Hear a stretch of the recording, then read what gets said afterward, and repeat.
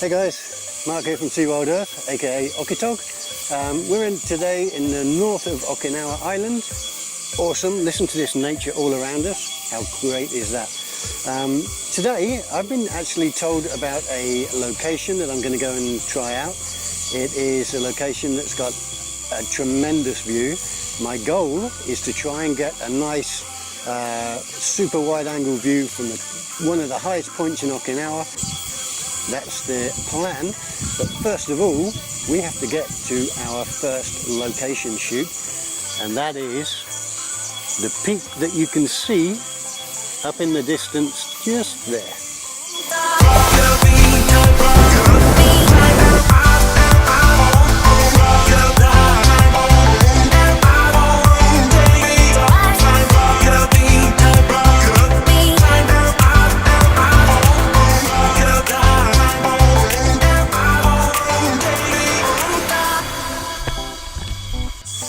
Every great journey, as they say, starts with just one step. I can't seem to watch you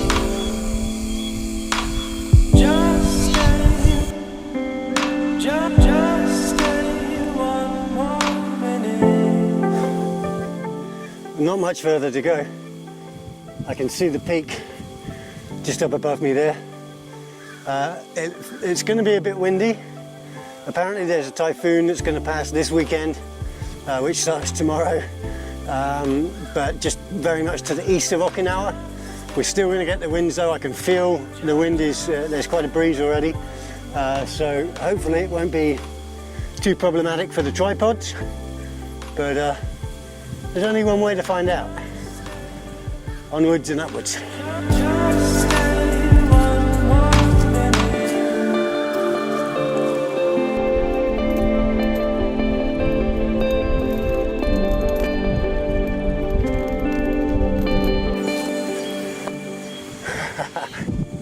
Oh my God.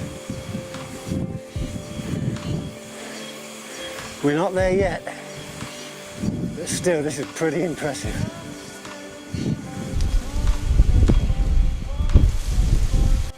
It was worth every step. Check this out. Ladies and gentlemen, we are on the top of the northern section of Okinawa Island. Look at all this. This is all the expanse of the Yambaru forest here. This goes all the way south. I drove from all the way down over there, all the way up this coastline, okay, up to this high point here.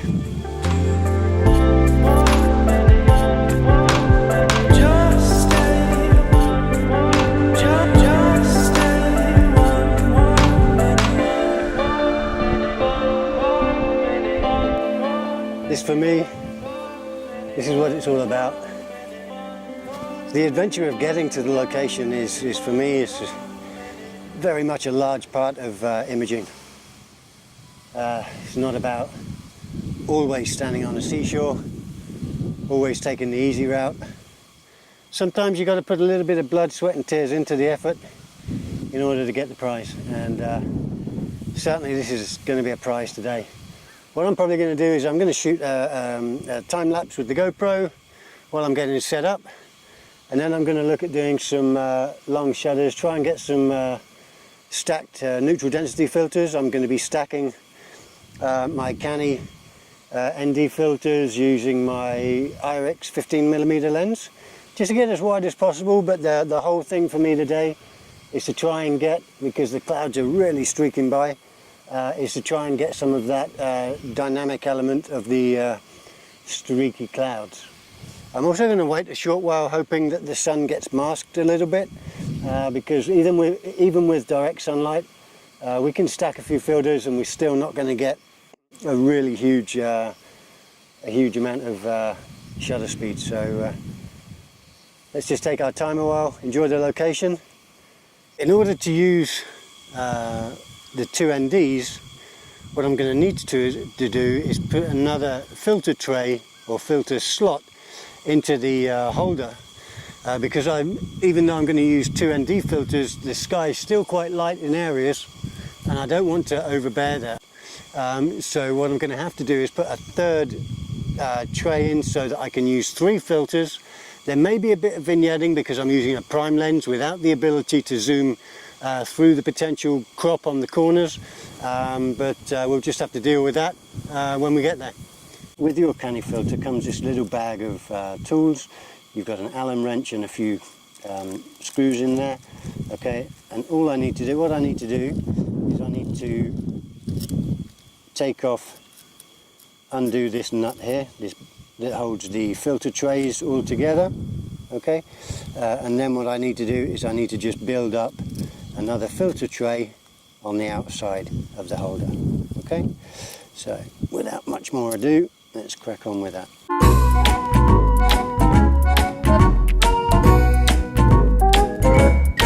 Okay, so now we're done. You can see whereas before we had 2 slots for filters, we've now got 1, 2, 3. From there, what I'm going to be using is a selection of 2 ND filters, in this instance an ND8 and an ND400. People are probably wondering what order I'm going to put my filters on.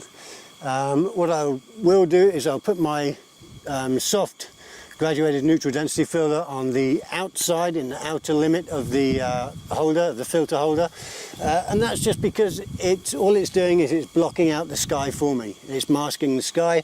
Okay, I'm going to set my graduation point. Okay, we've got some beautiful dark clouds rolling over Okinawa now. It's going to make a great photograph.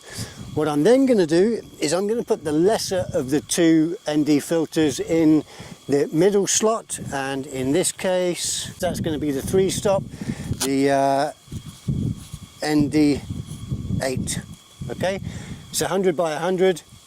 That just slots into my second slot there.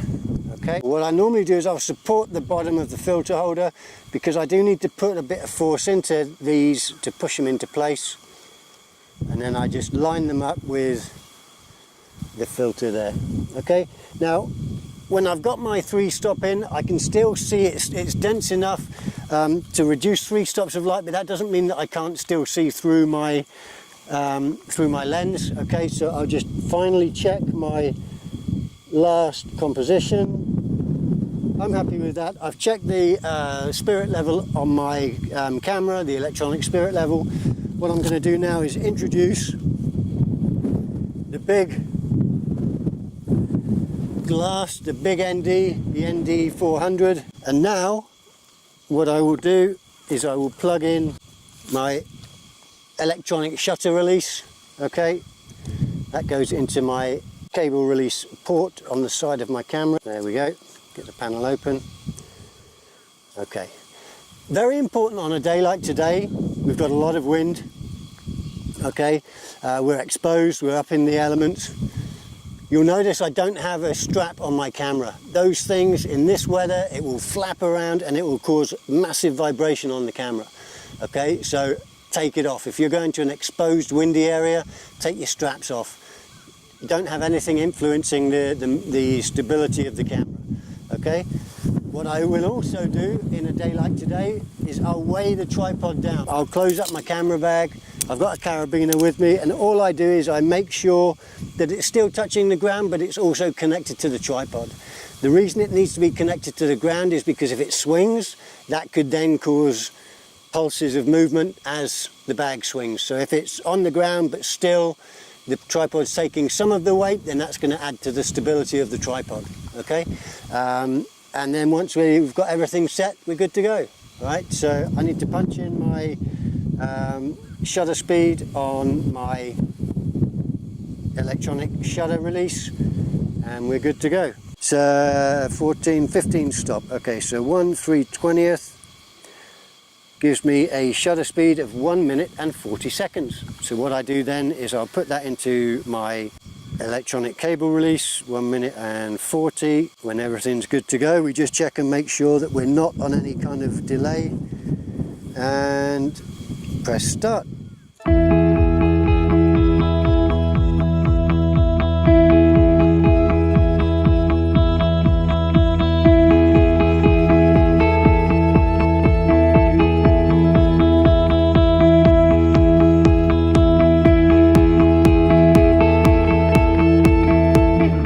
Awesome.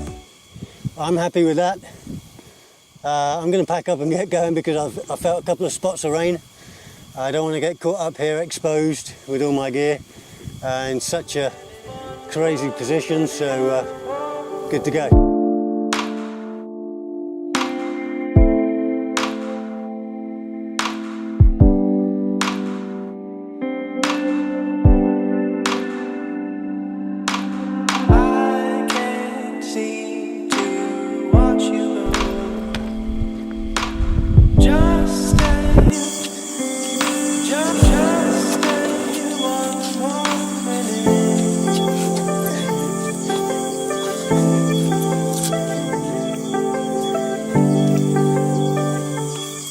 Well, we made it out, so first order of priority, get the gear off, take on some water, rehydrate. I then called the contact person that I had for my trip, just to let them know that I'm safely down off the hill, everything good. I'm now going to start heading back to the south. I've removed my wonderful snake boots, maybe had to use a bit of a blowtorch in order to get my lovely socks off, but yeah, good to go. Going to take a drive now, probably about 20 minutes, head on down the coast, check the sea state. If it's good, there's a rocky area that I want to check out, and hopefully we'll be able to get a nice long shudder on the very rough sea that will be washing over those rocks.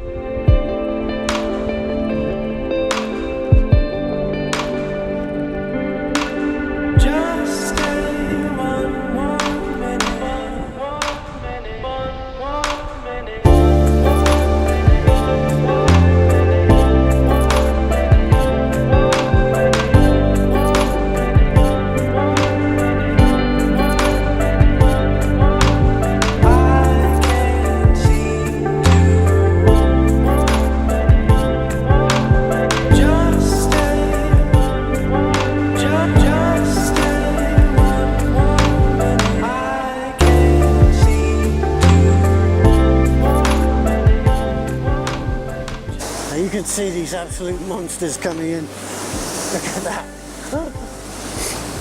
Anyway, my settings, there was this really nice shoulder of rock on the other side of here. As the water came on, it drained off, and as it drained off, there was this really nice kind of like S-curve, S kind of channel shape that allowed the water to drain out. So hopefully I got that, but I don't want to hang around here too long. A lot of light reflection from the white foam of the broken water. I didn't want to have too long a shutter, because if you have too long a shutter in these conditions, all you get is a horrible white blanket of nothing. All right, so you only want to try and get about a 1 second shutter max to get that motion blur from the water. Okay. Setup wise, I'm using an IRX 15mm f2.4 lens. I had a Soft GND 0.9 in the front filter tray. Closest to the camera, I had a 6-stop ND64, which allowed me at f8 ISO 100 to have a shutter of 1 second in order to get a nicely balanced exposure. Okay, so I'm going to get out of here because it looks like there's some huge monsters coming. Time to scarper.